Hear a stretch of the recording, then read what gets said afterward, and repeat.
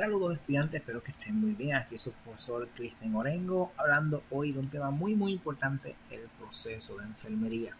Así que en inglés puso Nursing Process, Entering in the Mind of a Nurse, el proceso de enfermería entrando en la mente del enfermero. Así que espero que esto sea de ayuda para ustedes. Así que vamos allá. ¿Okay?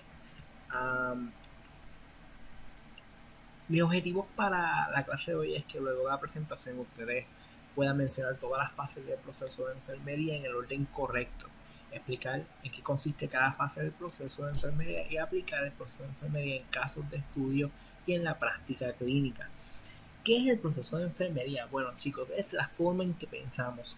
Si ustedes son fanáticos de Star Wars, hay un personaje que se llama el Mandaloriano, ¿verdad? The Mandalorian. Y The Mandalorian, ¿verdad? En este caso, el personaje dice que él se deja llevar por el credo, ¿no? Y el credo dice, this is the way, esta es la forma. Así que el proceso de enfermería es como nuestro credo, es nuestra forma, ¿ok? Es un método sistemático, centrado en el paciente. No es centrado en el enfermero, centrado en el paciente.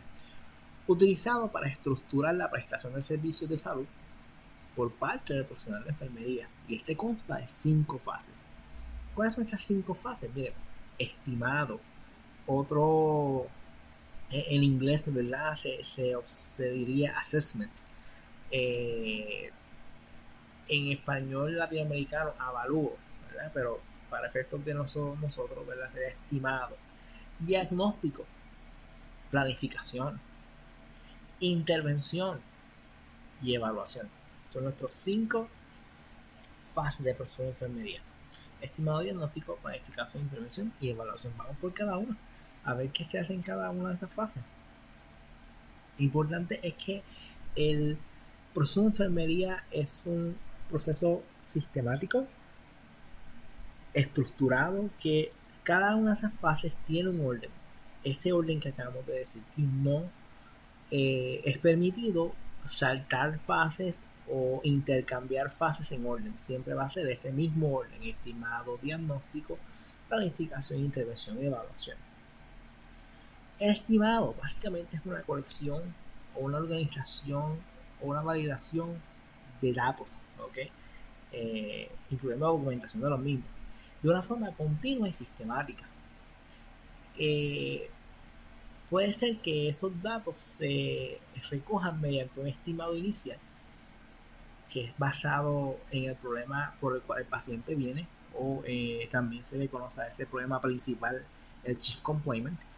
También puede ser un estimado de emergencia, o puede ser, ¿verdad?, un estimado que se hace a través de tiempo de hospitalización. Y vemos la imagen, ¿verdad?, de esta enfermera que encuentra a su paciente ya en forma de esqueleto, con la araña encima, y en inglés dice, my goodness, when the last time anyone checked Mr. Clink in room 207? ¿Cuándo fue la última vez que vieron al señor Clink en el cuarto 207?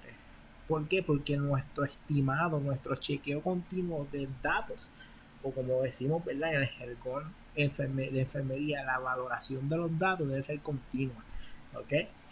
Ese estimado que recogemos datos, ¿verdad? Sabemos que el estimado es la fase donde se recogen los datos.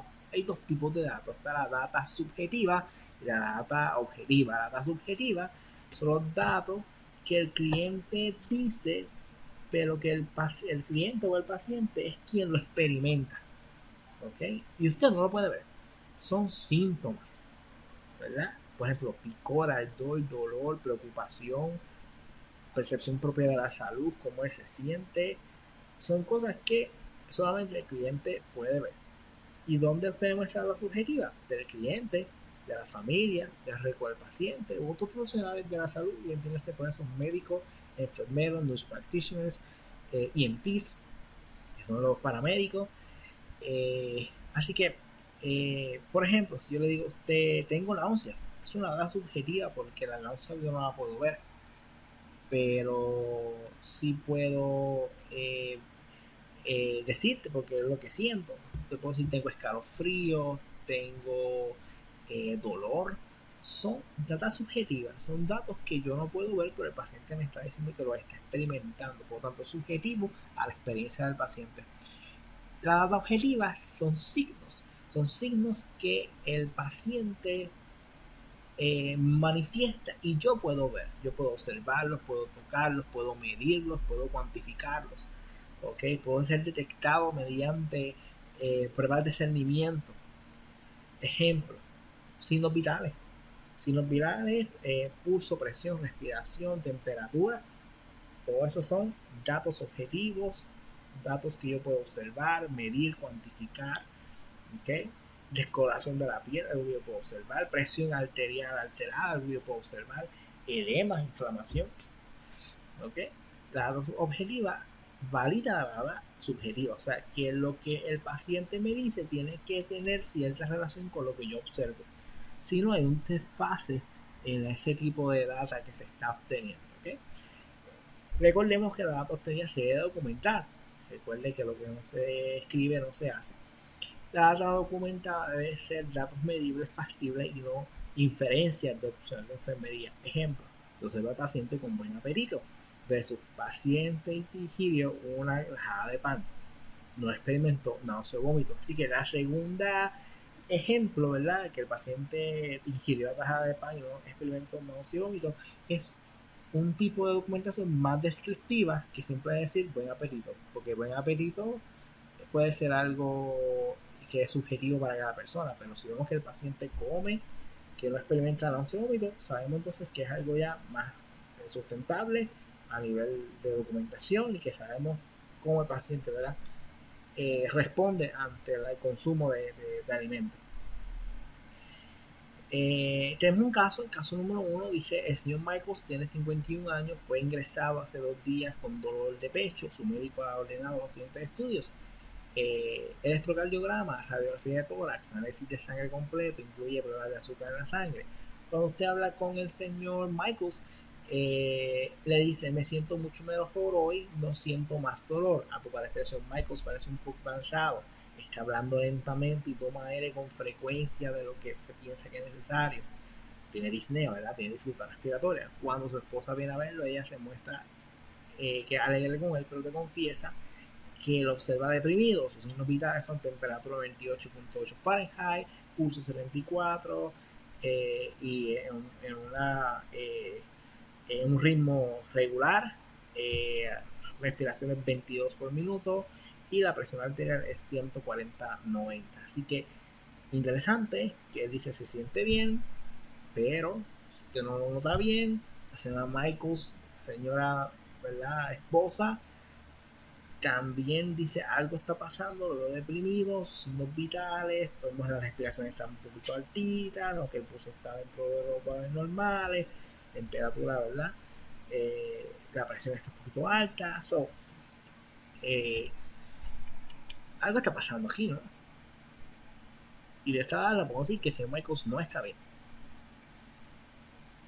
Luego del estimado viene el diagnóstico de enfermería. Básicamente el diagnóstico de enfermería es la segunda fase del proceso y utiliza la destreza de pensamiento crítico para interpretar los datos que se han obtenido. Y estos datos, básicamente, en la fase de estimado nos ayuda a formar un diagnóstico de enfermería. El diagnóstico de enfermería es un enunciado, una conclusión acerca de la necesidad experimentada por el paciente debido a alteración de salud.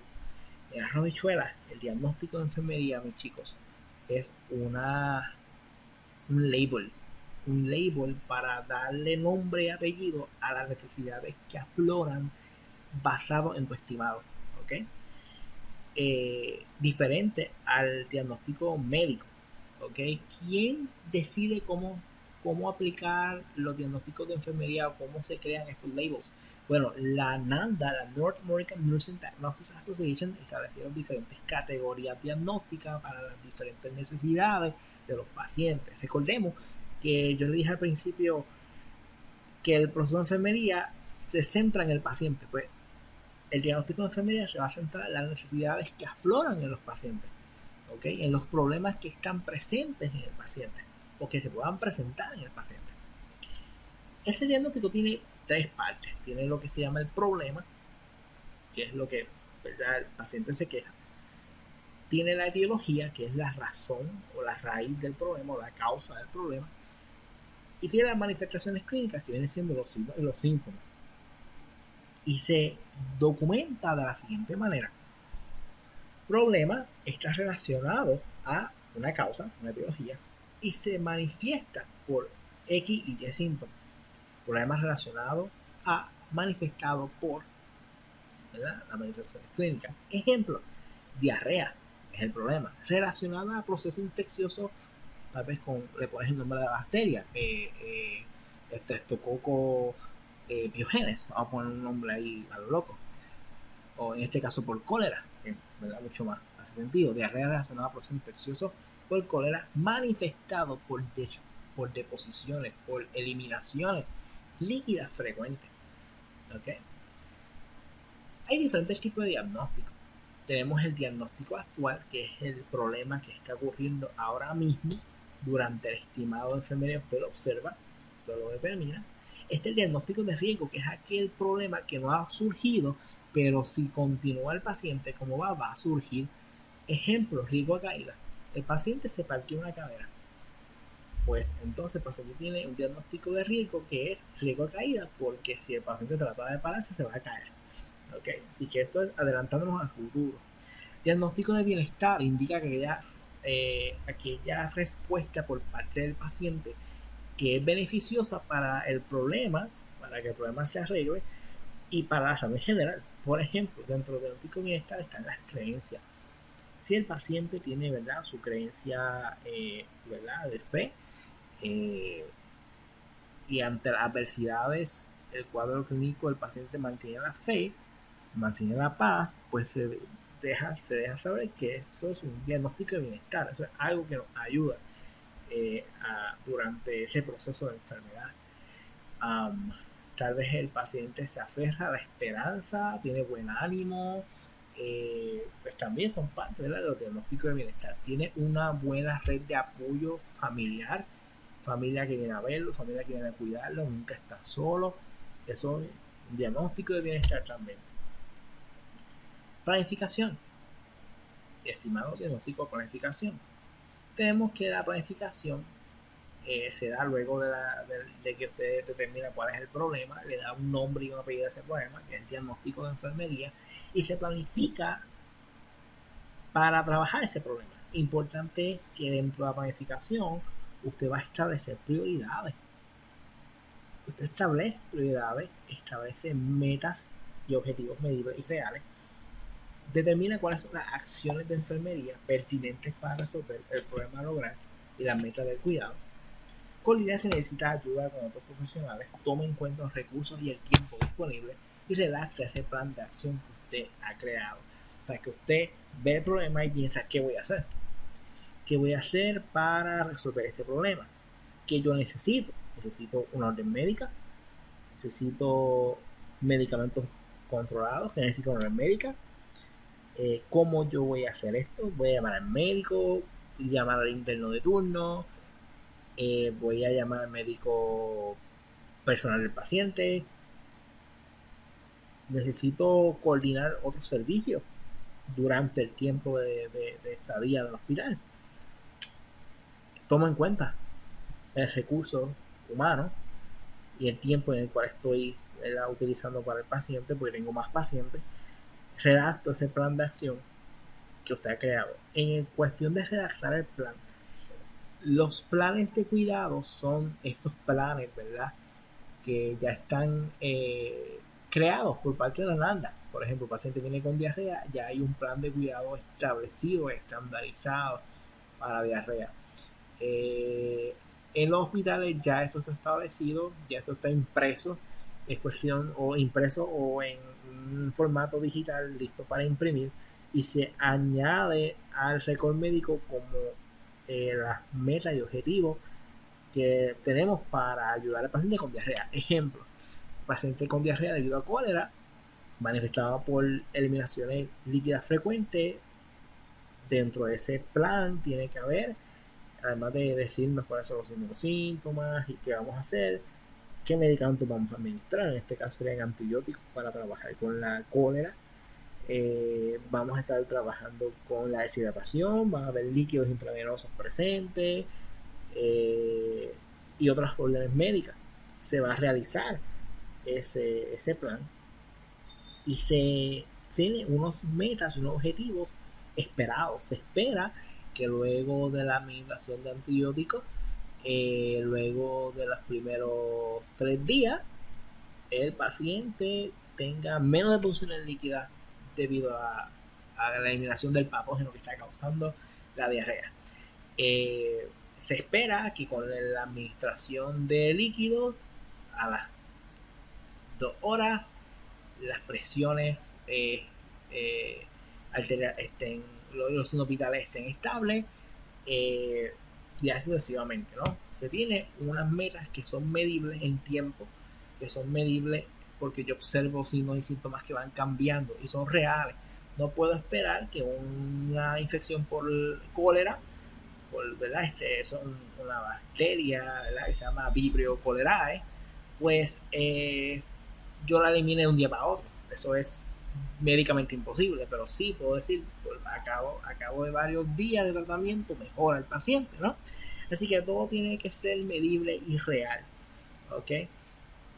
Yo intervengo, y por cierto, ¿verdad? Antes de seguir, en la planificación yo escribo en futuro, se administrará, se realizará tal acción. En la fase de intervención, yo hago el plan, yo actúo, administro el medicamento, administro los líquidos intravenosos, ayuda al paciente en la evacuación, pone en acción el plan, delega intervención de enfermería si es necesario a otros profesionales y realiza el cuidado. Luego viene la evaluación, que es la última fase del proceso de enfermería, donde yo entonces determino si el plan que se desarrolló y lo que se realizó realmente funcionó. El paciente se quitó la diarrea, al paciente mejoró su estado hemodinámico de eliminación de líquido al administrar líquido intravenoso. Hay problemas resueltos, hay nuevos problemas, hay alguna alteración, algún barrera al servicio prestado. ¿Logramos los objetivos, sí o no? ¿Cuáles no? ¿Cuáles son nuevos? Se reevalúa, se reestima y se determina si el paciente se va de alta o continúa, se cambia el plan, se modifica el plan y comienza nuevamente el proceso de enfermería, nuevamente estimado, diagnóstico, planificación, intervención y evaluación. Y todo el tiempo es un ciclo continuo hasta que el paciente sea a la institución, ya sea que vaya a su casa o sea que vaya a recibir cuidado de enfermería en su casa, que continúa la implementación, ¿verdad?, del proceso de enfermería. Así que básicamente es una forma de pensar. Vieron que cada una de estas fases lo que hace es guiarnos en el proceso de cuidar a nuestro paciente y se adapta a todos los escenarios: hospitales, comunidad, home cares, outpatient clinic, que son clínicas de cuidado diurno como Veterans Affairs, este servicio de veteranos, que el de por lo menos área oeste es outpatient, los pacientes no se quedan ahí. Área psiquiátrica, enfermería ambiental, enfermería escolar, cualquier setting, cualquier ambiente donde usted ejerce como enfermero va a aplicar el proceso de enfermería. Y por último, el proceso de enfermería es parte de los estándares de la profesión de la enfermería de Puerto Rico, lo cual hay una ley que dice que el profesional de enfermería bajo el estado de organización de Puerto Rico debe aplicar el proceso de enfermería en cada una de sus intervenciones, en cada una de sus acciones como enfermero, y que si no lo hace, pues incurre, ¿verdad?, en un delito. Así que aprendamos bien este proceso de enfermería y apliquémoslo con nuestros pacientes. Ha sido un honor, ¿verdad?, estar con ustedes vía lección virtual. Estaremos en el salón próximamente, así que será hasta la próxima. Adiós.